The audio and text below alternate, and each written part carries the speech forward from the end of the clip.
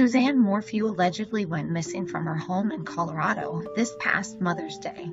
Although there hasn't been much information that has been confirmed by law enforcement, especially recently. In fact, law enforcement has gone seemingly quiet at this time. Even without law enforcement speaking out, a lot has happened since that day she quote-unquote went missing. And a lot more information is coming out by the day. I also want to add, I haven't been feeling the best lately and my voice is still pretty crappy, so please just bear with me. I promise the updates will be worth it. Recently, Suzanne's brother, Andy Moorman, started speaking publicly about his sister, her disappearance, and what has transpired since then. Most recently, he even decided to coordinate his own search after calling Barry out and insisting he hasn't been cooperating with the investigation. A few weeks ago, the Daily Mail came out with some brand new information in the disappearance of Suzanne, and just wow, my mind is totally blown. So here we go. But before we get started, I just had a simple question. Barry, what made you think you could get away with so many lies? You know, there's a song. Why you always lying? I think that one might have been written for you. Anyway, we have been hearing a lot of chatter over the last few weeks in regards to this case, as Suzanne has allegedly been missing. Since Mother's Day, May 10, 2020, she was said to have left that afternoon to go for a bike ride. Suzanne was reported missing that same day by a neighbor. Suzanne's daughters were reportedly unable to reach her that afternoon.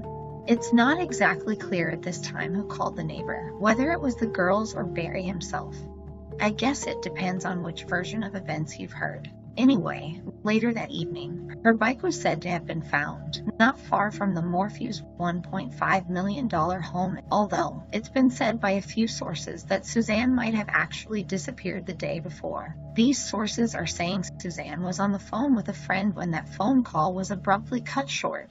As far as we know, Suzanne has never technically been seen or heard from since. There's a lot more to this story we seem to be learning by the day, especially now that Suzanne's brother, Andy Moorman, has come to town to search for his sister. Ultimately, there is a lot I would like to go over with you in the next few days and weeks, but in the meantime, there are a few main updates I want to share. Last Thursday, the search for Suzanne started with boots on the ground and Andy Moorman coming into town. Andy says he came to town and almost immediately started ruffling feathers. Initially, Barry Morphew was telling sources he was not participating in the search, as he was not invited to search. But let me remind you, neither was anyone else. Barry confronted at least one person, reminding them not to come onto his property as it was private property. A few possible items of interest have also turned up over the course of the search as well. Most recently, Barry allegedly finally gave permission for the search party to search the property,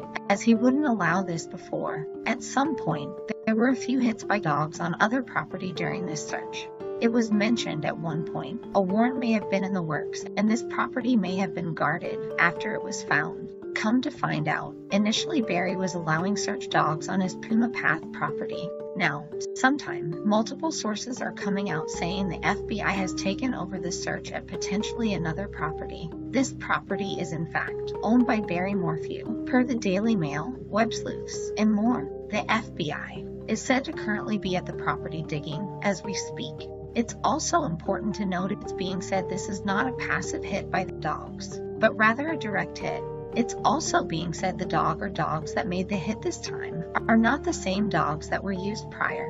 This makes me wonder if this is the same property they were searching yesterday or the day before, when it was mentioned a warrant may be needed, but we're just not sure yet.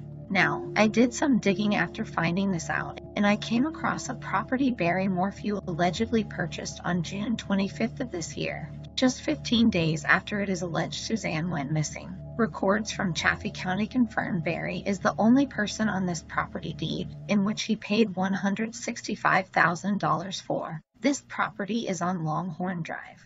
Now, if this is the correct property or not, I do not know, but I can tell you a few things. 1. If Suzanne is found at this property, and if he just purchased it in June of this year, Suzanne was in fact moved to that property, unless she was in hiding prior, and ultimately killed later. 2. Barry is just proving yet again, he thinks he's smarter than anyone else. 3. Sources such as Plunder are coming out saying Suzanne might have been seeking or in marriage counseling at the time of her disappearance. 4. There was a tarp, 3 nails or anchors, and a pink bike that are now said to be items of interest found in the search for Suzanne. 5. It was mentioned there might have been other items found, but I have not been able to confirm these items as of yet. So, with all of that being said, we still don't know when Suzanne really went missing. Did she disappear during the phone conversation she was with a friend when it abruptly ended? We were told about a hotel stay from Sunday morning, the day Suzanne allegedly went missing, where Barry allegedly rented a room, and then passed it off onto someone who was supposed to be helping with his job. Wait, wasn't Barry supposed to have been at home with Suzanne Saturday night into Sunday morning? Then he was said to have left early Sunday morning while Suzanne was still sleeping so he could go get ready for a job. Okay, really? I never could get over the fact that Barry said he left her at 5 or 6 a.m. that Sunday morning. For what? To start a job, he alleges. Or wait, was it a volunteer firefighter training? Barry.